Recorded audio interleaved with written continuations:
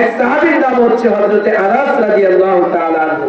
উনি 2 দিন যাবত অনাহারে। হযরত আনাস বললেন, আমি যে ক্ষুধা নিবারণ করব সেই খাবার আমার কাছে নাই। এখন কার ধারে যাব খাবারের জন্য? আমার মনে হয় আমি যদি আল্লাহর নবীর কাছে যাই, ওখানে গেলে খাবার পাওয়া যাবে।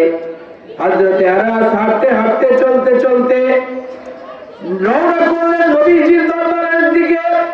নবীজির কাছে যখন গিয়ে বললেন, আল্লাহর নবী, আমি 2 দিন যাবত অনাহারে আছি। আল্লাহর নবী বললেন, আমিও 3 দিন যাবত অনাহারে। তবে নবীজি মুচকি হাসি দিলেন। নবীজির মুচকি হাসিতে হযরত আনাস বলেন, আমার যে ক্ষুধা ছিল নবীজির হাসির কারণে আমার অর্ধেক ক্ষুধা নিবারণ হয়ে গেছে। বলেন সুবহানাল্লাহ। হযরত আনাস থাকতে শুরু করলেন নবীজির দরবারে।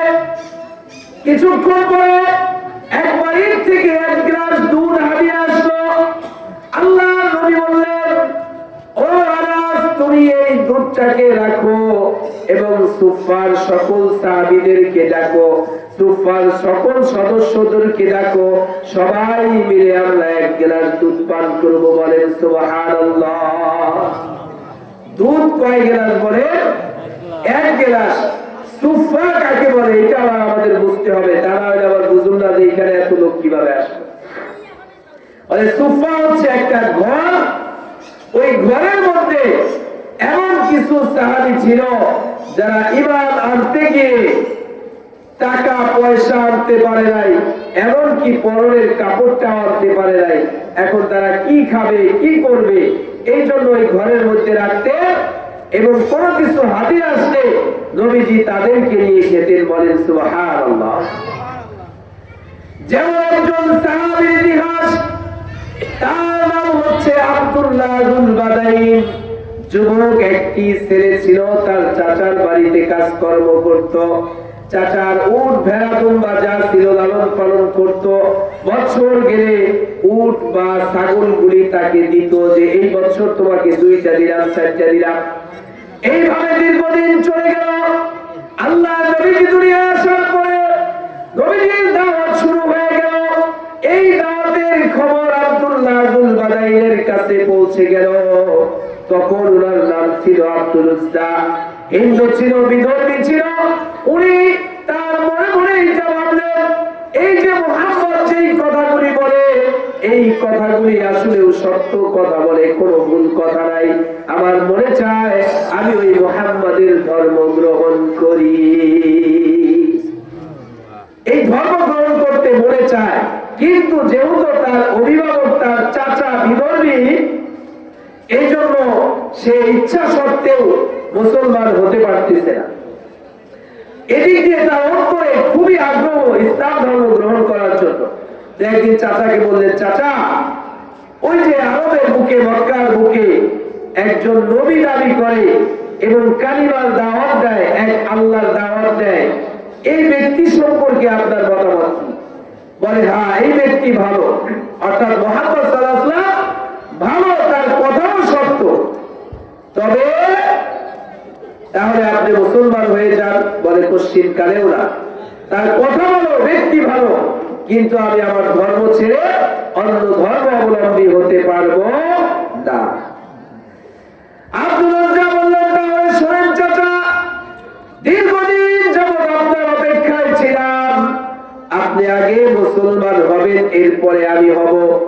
যেহেতু আপনি মুসলমান হবেন না, আপনাকে সাক্ষী রেখে আমি কালিমা পড়লাম, লা ইলাহা ইল্লাল্লাহু মুহাম্মাদুর রাসূলুল্লাহ সাল্লাল্লাহু আলাইহি ওয়াসাল্লাম।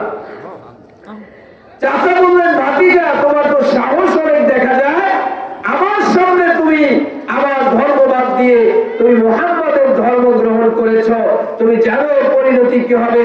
বলে, কি?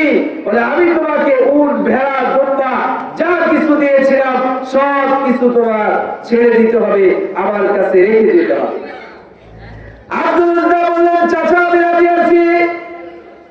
চাচা বললেন, এতটুকুতেই শেষ নয়, তোমার পরনের কাপড় কাপড়টাও কিন্তু আমার টাকায় দেওয়া, এই পরনের কাপড়টাও আমাকে দিয়ে যেতে হবে।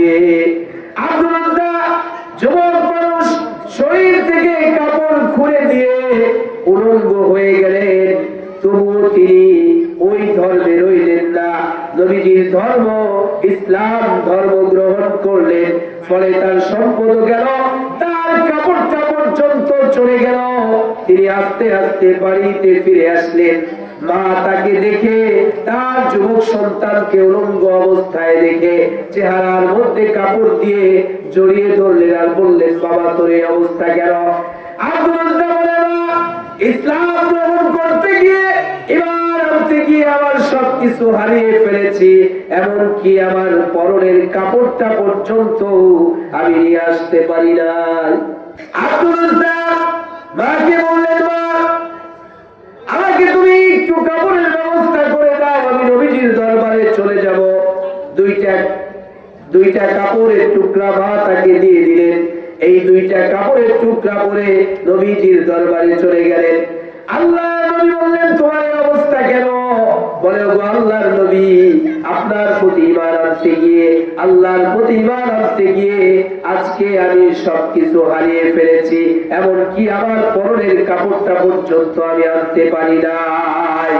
এইরকম সাহাবীদেরকে সুফার মধ্যে রাখা হতো।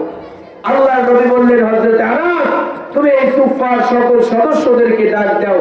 একে একে 100 সদস্য, 100 উপরে লোক আসলো এক গ্লাস দুধ পান করার জন্য। বলেন সুবহানাল্লাহ। আল্লাহ নবী যখন সবাই আসলেন, আল্লাহ নবী বললেন, আনাস, এক গ্লাস দুধ সবাইকে তৃপ্তি সহকারে পান করাও। হযরত আনাস বলেন, আমার মনের ভেতরে একটা দুর্ভিক্ষ দেখা দিল, এক গ্লাস দুধ সবাই পান করবে কিভাবে? আমি যদি পান করাই, শেষে তো আমি কিছুই পাবো না। তবে আল্লাহর নবীর হুকুম এটা মানতেই হবে।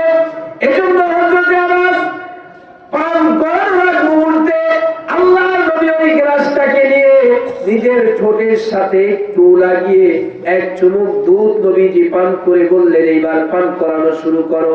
নবীজির ঠোঁটের বরকতে আল্লাহ ওই গ্লাসের মধ্যে তার রহমত এবং বরকত দান করলেন। বলেন সুবহানাল্লাহ। হযরত আনাস বলেন, এরপরে ওই এক গ্লাস দুধ আস্তে আস্তে 100 উপরে সাহাবায়ে কেরাম, 100 উপরে সুফার সদস্যদেরকে পান করানো হলো। এরপরেও চেয়ে দেখি এক গ্লাস দুধ থেকে এক ফোঁটা দুধ কমে না। এর নাম হচ্ছে রহমত।